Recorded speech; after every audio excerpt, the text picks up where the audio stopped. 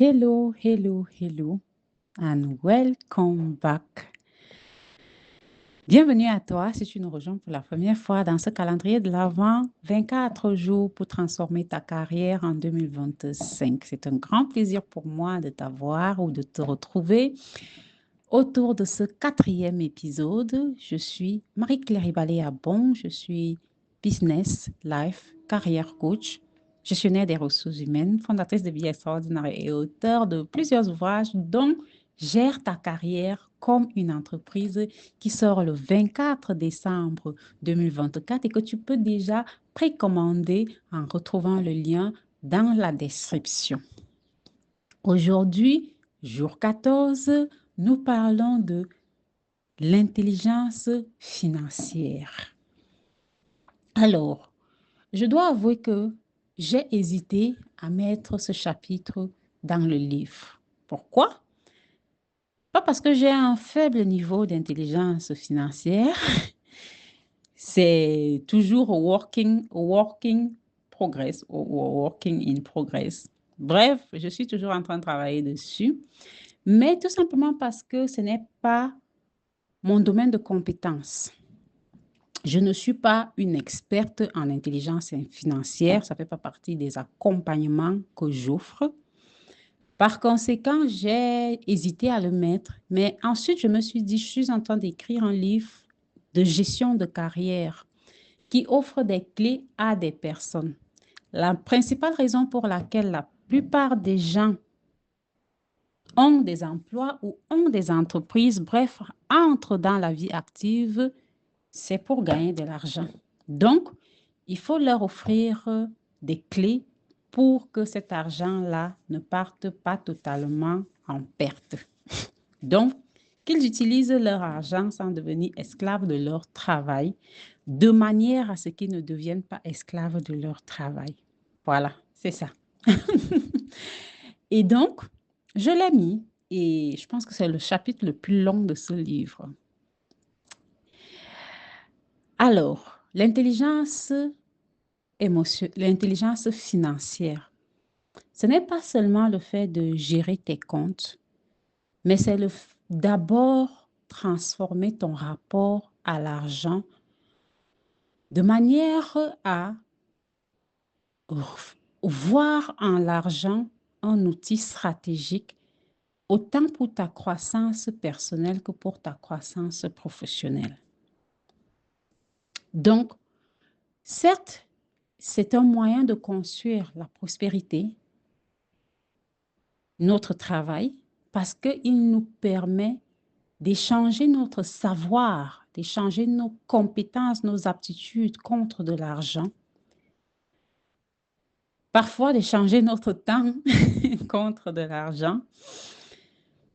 Mais c'est quelque chose qui, lorsque nous recevons cet argent, si nous l'utilisons de manière intelligente, si nous comprenons les lois de l'argent et que nous les appliquons de manière stricte,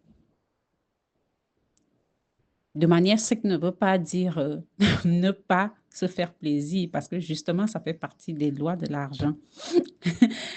Utiliser cet argent pour soi-même aussi. Et donc, justement, quand on l'utilise dans le respect des lois de l'argent, eh bien, on est capable de faire en sorte que cet argent travaille pour nous.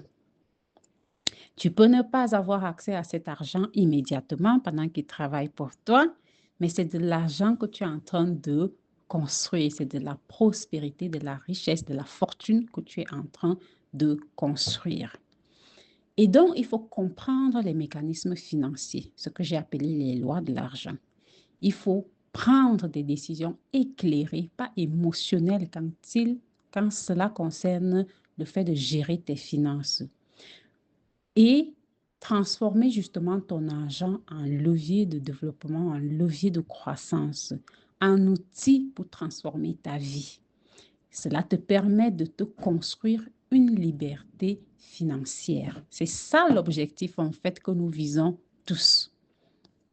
Et donc, premièrement, il faut développer, il faut t'éduquer financièrement. Oui, lire des livres sur la gestion de l'argent.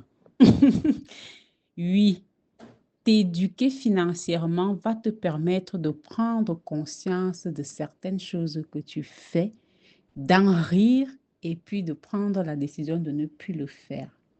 Dans le livre Gère ta carrière comme une entreprise, justement, je m'appuie sur divers ouvrages que j'ai lus pour t'apporter les meilleurs conseils que j'ai jamais reçus en termes de gestion financière.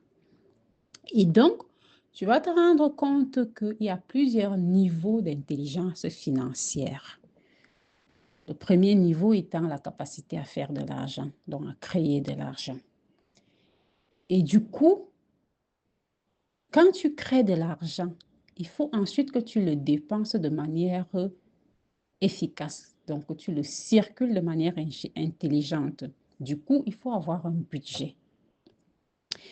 Quand tu budgétises, ça te permet de contrôler tes dépenses et de ne pas utiliser tout ton argent plus que ce que tu ne gagnes.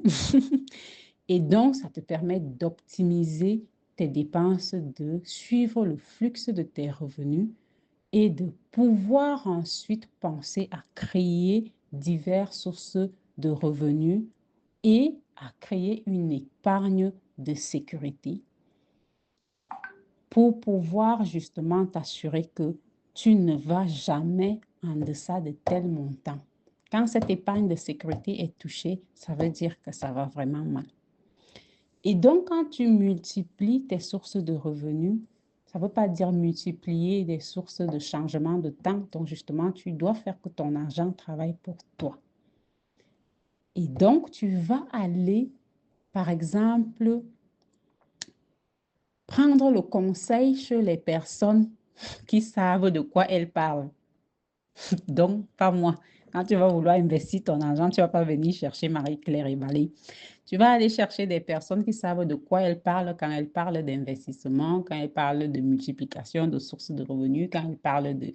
Tu vas chercher ces personnes-là dans ton écosystème ou maintenant que l'économie est mondiale au niveau global pour justement t'aider à faire des investissements intelligents. Pas des personnes qui vont t'aider à perdre ton argent, qui vont t'arnaquer. Dans les banques où on met nos comptes, il y a souvent, par exemple, des opportunités d'investissement que si on ne demande pas, on ne saura jamais.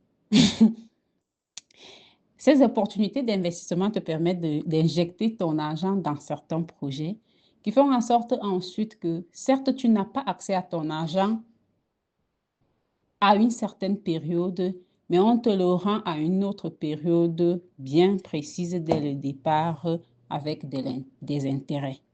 Et donc, quand tu échanges avec ton gestionnaire, ce n'est pas seulement pour demander des crédits, mais c'est aussi pour analyser les opportunités d'investir ton argent qui existent dans la banque où tu gardes ton argent. Ça, c'est quelque chose également que tu peux faire. Donc, il y a plusieurs opportunités qui s'ouvrent à toi et que tu peux aller multiplier en te rapprochant de ceux qui savent de quoi ils parlent. Donc, je ne vais pas rentrer dans les détails ici. Autre chose que tu peux faire, c'est toi-même te former en investissement. Il existe des applications qui forment des gens, il existe des cours en ligne, il existe des individus qui forment des gens en investissement et dans ces formations qui vous donnent accès justement à des investissements que vous pouvez faire. C'est quelque chose également qui est possible et bien évidemment qui est très encouragé parce que quand tu vas voir ces personnes qui savent de quoi elles parlent, ce n'est pas seulement pour qu'elles fassent travailler ton argent pour toi, mais c'est aussi pour qu'elles t'apprennent à le faire toi-même, pour que tu comprennes ce qu'elles sont en train de faire avec ton argent afin que tu puisses justement t'assurer qu'elles font ce qu'elles t'ont appris à faire et que toi-même tu peux le faire sans leur aide. Même si ensuite tu vas les laisser continuer à faire parce que justement tu as compris le mécanisme, mais au moins tu sais le faire sans ces personnes désormais. Donc c'est important d'apprendre. Et donc en termes de intelligence financière, autre chose que je voulais que tu gardes à l'esprit, c'est qu'en fait, Lorsqu'on parle d'intelligence financière, certes, il s'agit de l'argent que tu es capable de produire, de conserver, de multiplier. Mais il s'agit aussi de la liberté que tu es capable de t'offrir avec l'argent que tu produis. Alors, si ta course à la production de l'argent te rend prisonnier, est-ce que tu es toujours libre? Si ta course à la recherche de l'argent fait en sorte que tu n'arrives plus à vivre, à passer du temps avec tes amis, à passer du temps avec ta famille, à rester couché à rien faire si c'est ce que tu aimes faire, à voyager, à t'amuser, à vivre. Parce que le travail fait partie de la vie et non la vie partie du travail. Non. Donc, si le fait de vouloir construire de la richesse t'empêche de t'offrir quelque chose qui te fait plaisir, est-ce que c'est ton argent? Bon, cet argent t'appartient ou tu appartiens à cet argent désormais? Donc, gardez également à l'esprit que l'argent que tu produis va être relatif à la valeur que tu apportes, idéalement. Je sais que ce n'est pas toujours le cas, mais idéalement, c'est ça. Par conséquent, donne-toi toujours pour principe d'apporter le plus de valeur possible à travers ton travail, que tu sois employé ou que tu sois employeur ou que tu sois entrepreneur. Donne-toi pour objectif d'apporter toujours le plus de valeur ajoutée, la meilleure qualité de travail possible dans le service que tu offres. C'est par là que tu vas également augmenter ta capacité à produire de l'argent ou la quantité d'argent que tu produis. Concentre-toi sur la qualité et la valeur ajoutée que tu apportes et la quantité d'argent que tu reçois va suivre. Voilà. L'exercice avec lequel je vais donc te laisser aujourd'hui, si tu l'acceptes de ta mission, c'est de faire un petit diagnostic financier personnel. Demande-toi si tu devais te payer toi-même pour la qualité du travail que tu offres aujourd'hui. Combien est-ce que tu te payerais? Si c'est moins que ce que tu reçois, demande-toi qu'est-ce que je peux faire pour améliorer ça. Si c'est plus que ce que tu reçois, demande-toi aussi comment je peux faire pour établir l'équilibre. Ensuite, analyse un peu tes dépenses et identifie où tu as des fuites budgétaires. Pour pouvoir, demande-toi quelles sont les dépenses indispensables, les dépenses non indispensables. Et puis, vois ce que tu peux réduire pour augmenter ce que tu gardes.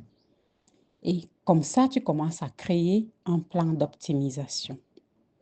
Et parce que l'argent ne sert qu'à faire quelque chose, la quantité d'argent qu'on veut garder est toujours un objectif de moyen. Il faut que tu aies à l'esprit ce que tu vas faire de cet argent ou que tu commences à chercher de ce que tu vas faire de cet argent que tu es en train de garder. Parce que si tu n'as pas un objectif pour cet argent, tu vas l'utiliser pour quelque chose qui n'a aucune valeur ajoutée pour te créer la liberté financière à laquelle tu aspires. Amuse-toi bien avec cet exercice et si tu as envie d'aller plus loin, offre-toi le livre Gère ta carrière comme une entreprise qui t'offre un package complet avec 21 clés de succès professionnel pour définitivement transformer ta carrière en 2025. Prends bien soin de toi. On se retrouve demain.